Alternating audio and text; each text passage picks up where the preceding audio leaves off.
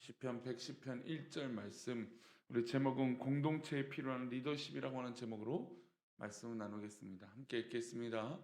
여호와께서 내 주에게 말씀하시기를 내가 내 원수들로 내 발판이 되게 하기까지 너는 내 오른쪽에 앉아 있으라 하셨도다. 아멘. 기도하겠습니다. 하나님, 모두 귀한 이 새벽에 하나님께 이끌려 나와 기도하러 모인 우리 믿음의 백성들을 축복하시고 하나님의 은혜로 정말 기도하며 영광 가운데 살아가는 우리 모든 신앙인들이 되게 도와주옵소서. 이 시간 범사에 감사에 드려진 예물과 또 일천번제의 제단을 쌓으며 교회와 가정과 또 이 모든 것 위에 하나님 함께 하시기를 원하는 우리 일천번제의 기도의 소원을 기뻐 받아 주옵소서. 말씀을 나눕니다. 함께하여 주시고 인도하실 것을 믿사오며 예수님의 이름으로 기도 올리옵나이다. 아멘. 언제든지 리더십은 굉장히 중요합니다. 다양한 리더십.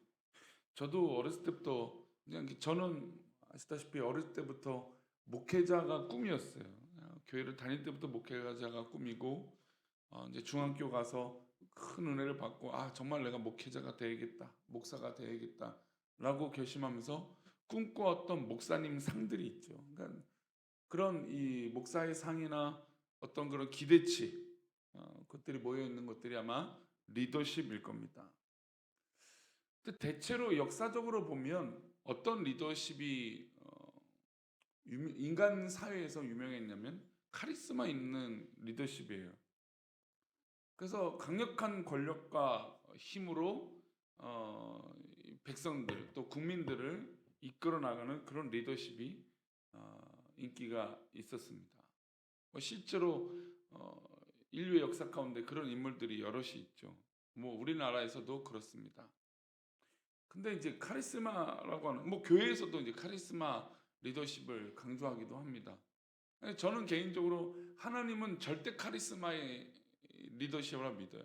그 하나님은 오류가 없으시고 실수가 없으신 분이니까 당연히 절대적인 어떤 그런 리더십이 우리 하나님께 있다라고 생각합니다.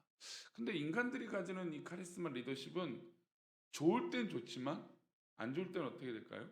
한없이 나쁘고 안 좋은 것이 이 카리스마 리더십일 거예요.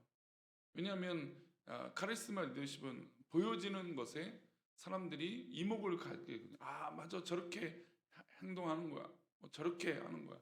그래서 우리나라에서도 각 정권마다 굵직굵직하게 일어났던 리더십들이 있어요. 그러니까 일부러 사람들이 이목을 더 집중해서 저 정권은 저런 일들을 했더라. 그래서 정권마다 그런 일들이 있다는 것은 사람들이 이목을 끄는 것은 굉장히 중요하기 때문이에요. 그러나 인간은 그런 모습이 있을지라도 최근에는 이제 서번트 리더십이라고 해서 이제 섬김의 리더십이 좀 더 곽광을 받는 것 같아요. 인류사에서 그렇습니다. 근데 이 서번트 리더십, 이 섬김의 리더십 하면 누구가 가장 먼저 떠오릅니까? 신앙에서 예수님이시죠. 예수님처럼 우리가 섬겨야 사람을 변화시킬 수 있다라는 겁니다.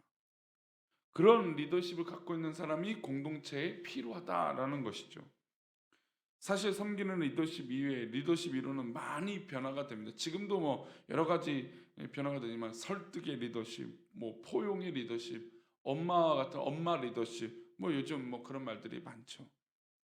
근데 우리 예수님은 섬기는 종으로 이 세상에 오셨고, 예수님은 하늘 보좌를 버리시고 이 땅에 인간의 몸을 입으시고 우리에게 새 생명을 주시고 영원한 생명을 주시기 위해 한 사람 한 사람 주님의 마음을 다해서 살펴주셨다는 겁니다.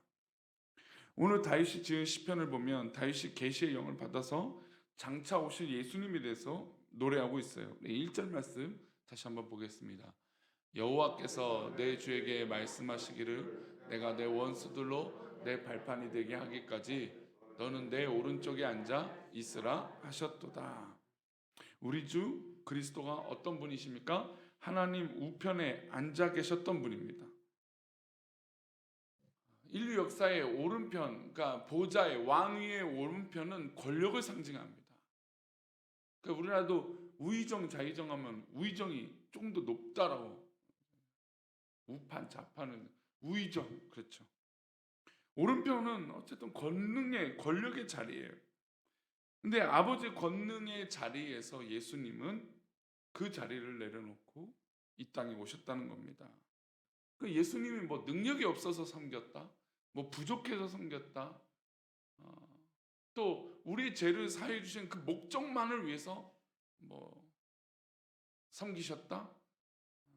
예수님은 기꺼이 우리를 살리기 위해서 자신의 보좌를 버리셨다는 거죠. 이게 굉장히 중요한 겁니다. 예수님은 자신의 모든 것을 다 내려놓으셨다는 겁니다. 철저하게요. 그리고 인간을 위해서 십자가에 달려 돌아가신 것이죠. 다윗은 예수님의 원래 모습을 계속해서 노래하고 있어요. 4절 말씀입니다. 4절 말씀 보겠습니다. 여호와는 맹세하고 변하지 아니하시리라. 이르시기를 너는 멜기세덱의 서열을 따라 영원한 제사장이라 하셨도다. 예수님은 영원한 제사장이 되셨습니다. 근데 예수님은 혈통이 없어요. 인간적인 혈통이 없죠. 족보도 없죠. 근데 그런 사람이 대제사장이 되는 경우는 없습니다. 역사적으로 있을 수가 없어요. 레위 지파의 대제사장이면 그 족보와 그 모든 서열대로 했어야 됩니다. 하나님과 같은 권위를 가진 주님이시고 족보도 없고 혈통도 없지만 제사장이 되신 분이 바로 우리 주님이시라는 것이죠. 그 주님께서 이 땅에 오셔서 한 일은 한 사람 한 사람을 섬겨주시는 일이었습니다. 제자들의 발을 씻어주시고 어린아이들 내게로 오는 것을 금하지 말라고 하셨습니다. 천대받던 여인들을 주님의 사랑은 은혜를 베풀어 주셨고 세리와 창기들을 사람 취급받지 못하는 사람들을 품으셨습니다. 그들도, 그러니까 그 당시 사람 대접을 못 받았던 사람들을 하나님의 사랑받는 자녀임을 깨닫게 하셨다는 것이죠. 그 주님께서 이 땅에 오셔서 하신 일은 죽음까지 낮아진 일입니다. 그가 이 땅에 오셔서 맡으신 제사장의 직은 일반 제사장과 달랐습니다. 예수님 당시 많은 제사장들은 권력욕에 눈이 멀었어요. 물질을 많이 벌기 위해서 제사장들이 어떻게든 그 권력을 남용했습니다. 헤롯 왕에게 붙었고 권력에 기생해서 살았습니다. 그들의 결국의 결론은 돈이었어요. 이 마이크 볼륨만 조금 줄여주세요. 예수님은 그런 제사장과는 달랐습니다.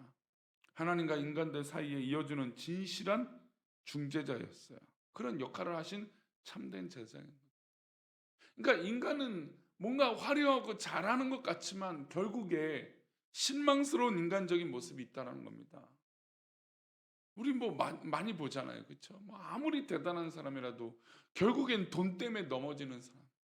아무리 뭐 대단했던 어떤 사람도 결국 그 인간적인 유혹을 벗어나지 못하는 그런 연약한 모습. 뭐 게이트, 뭐 그런 뭐 많잖아요, 우리나라의 역사적으로. 근데 예수님은 철저하게 하나님과 인간 사이를 이어주는 그런 역할들을 감당하셨다는 겁니다. 그래서 예수님은 참된 제사장이고 진실한 왕을, 그 왕이어서 만났던 사람들을 변화시킨 진정한 리더십을 가지셨던 분입니다. 그래서 사람들이 마음이 열렸던 거죠. 그러니까 어떤 분들은 그런 얘기를 하고 있어요. 진짜 예수님이 인간의 왕으로 오셨으면 어땠을까? 뭐 그런 상상을 하시는 분도 있어요. 예수님이 굳이 마국간 인간의 몸으로 마국간에 태어나신 것이 아니라 모세처럼 바로 왕의 딸에 발견돼서 왕위에 오를 수도 있는 그런 권력을 갖고 있는 그런 모습이 필요하지 않았을까? 하지만 인간의 권력이라는 게 너무나 많은 죄가, 너무나 많은 악함이 있다는 걸 당연히 우리 하나님 알고 계신 것이죠. 그래서 섬기고 낮은 자리로, 그리고 소외된 자를 품으시고 이해하시고 사랑하셨다는 겁니다. 그 마음을 열게 하시는 3절 말씀 한번 보겠습니다. 3절입니다. 주의 권능의 날에 주의 백성이 거룩한 옷을 입고 즐거이 헌신하니 새벽 이슬 같은 주의 청년들이 주께 나오는도다. 거룩한 주의 백성들이 즐거이 헌신하고 새벽 이슬 같은 주의 청년들이 주 앞에 나오는 것은 억지로 될까요? 억지로 되는 일이 아닙니다. 자발적 헌신이 되는 건 진짜 예수님, 이 섬기는 예수님을 만났기 때문이에요. 감동이 되어져서 가능한 일입니다.